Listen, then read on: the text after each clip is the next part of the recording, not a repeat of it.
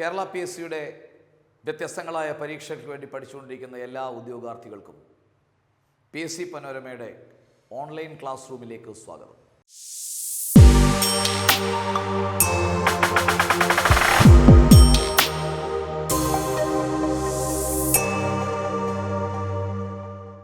ഞാൻ ഇന്ന് ഒരു വിഷയത്തെപ്പറ്റി പഠിപ്പിക്കാൻ വേണ്ടിയല്ല നിങ്ങളുടെ മുന്നിൽ നിൽക്കുന്നത്.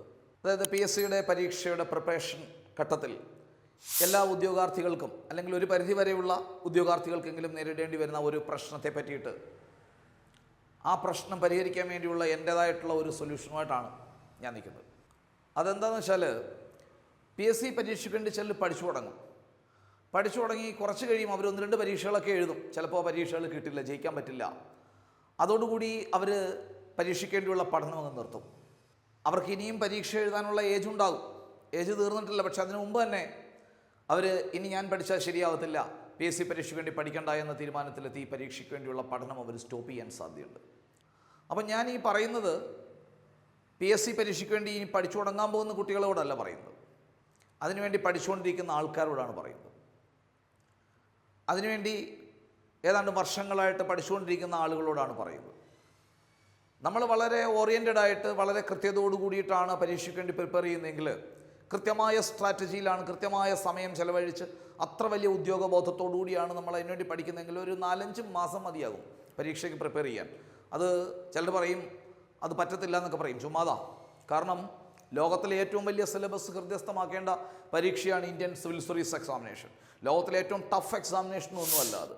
But if the syllabus is the only one criterion to assess an examination, I am 100% sure no other examination in this world is bigger than the Indian Civil Service Examination. ഒരു പരീക്ഷയുടെ സിലബസാണ് ആ പരീക്ഷ അസസ് ചെയ്യാനുള്ള ഏക മാനദണ്ഡമെങ്കിൽ Indian civil service പരീക്ഷയേക്കാൾ വലിയൊരു പരീക്ഷ ഈ ലോകത്ത് വേറെയില്ല. ടഫ് എക്സാം അല്ല അത്. പക്ഷേ ആ പരീക്ഷയിൽ വളരെ നല്ലൊരു വിജയം കരസ്ഥമാക്കിയ ഒരു ഉദ്യോഗാർത്ഥിയോട് അല്ലെങ്കിൽ ഒരു IAS ഉദ്യോഗസ്ഥനോട് ചോദിച്ചാൽ എത്ര സമയം വേണം ഈ പരീക്ഷയ്ക്ക് വേണ്ടി പ്രിപ്പയർ ചെയ്യാൻ ചോദിച്ചാൽ അവർ പറയും പരമാവധി 1 വർഷം, അതിൽ കൂടുതൽ വേണ്ട എന്ന് പറയും.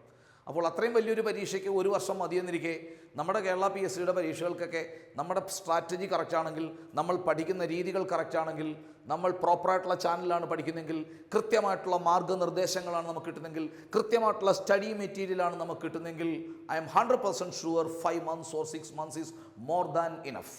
വളരെ കൂടുതൽ സഫീഷ്യൻ്റ് ആണത്. അപ്പം ഞാൻ പറഞ്ഞു വന്നാൽ അതല്ല, പരീക്ഷയ്ക്ക് വേണ്ടി നമ്മൾ പഠിച്ചു തുടങ്ങുന്ന ഘട്ടത്തിൽ പല ആൾക്കാരും ഇടയ്ക്ക് വെച്ച് പരീക്ഷയ്ക്ക് വേണ്ടിയുള്ള ഉദ്യമങ്ങൾ സ്റ്റോപ്പ് ചെയ്യാറുണ്ട്.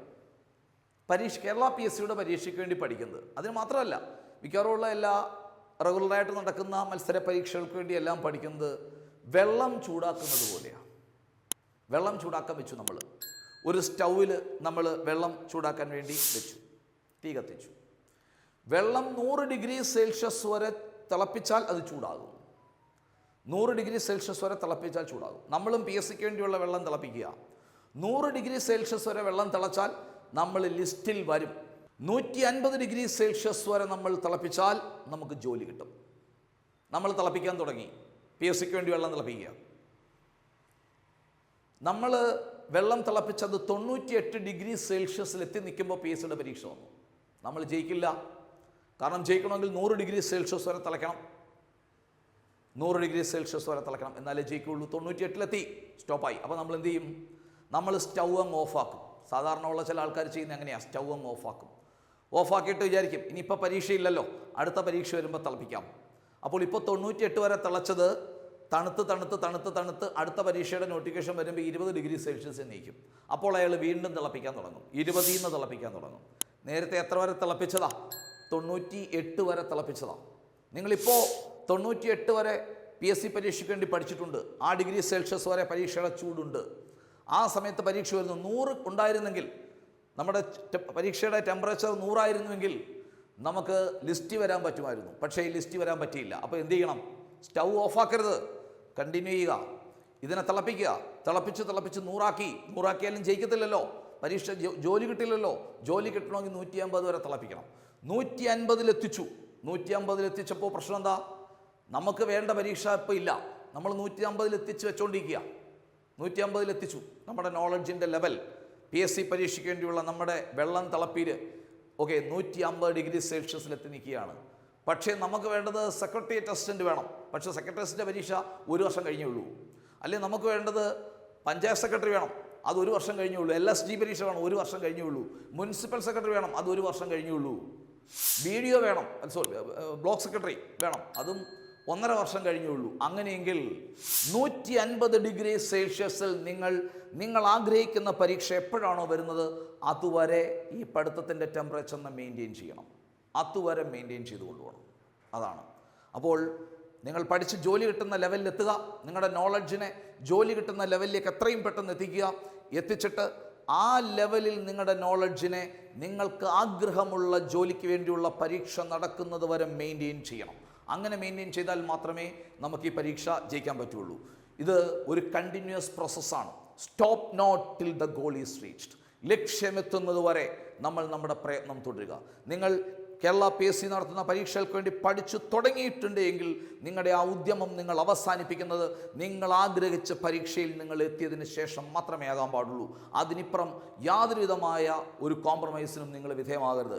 പല ആൾക്കാരും കല്യാണം കഴിക്കുന്നതിന് മുമ്പ് തന്നെ ഡൈവോഴ്സിനെ പറ്റി ചിന്തിക്കുന്ന ആൾക്കാരാണ്. പലരും നമ്മൾ PSC പരീക്ഷയുടെ പലരും പഠിക്കുന്ന രീതി കാണുമ്പോൾ നമുക്കങ്ങനെ തോന്നാറുണ്ട്. അതൊരിക്കലും പാടില്ല.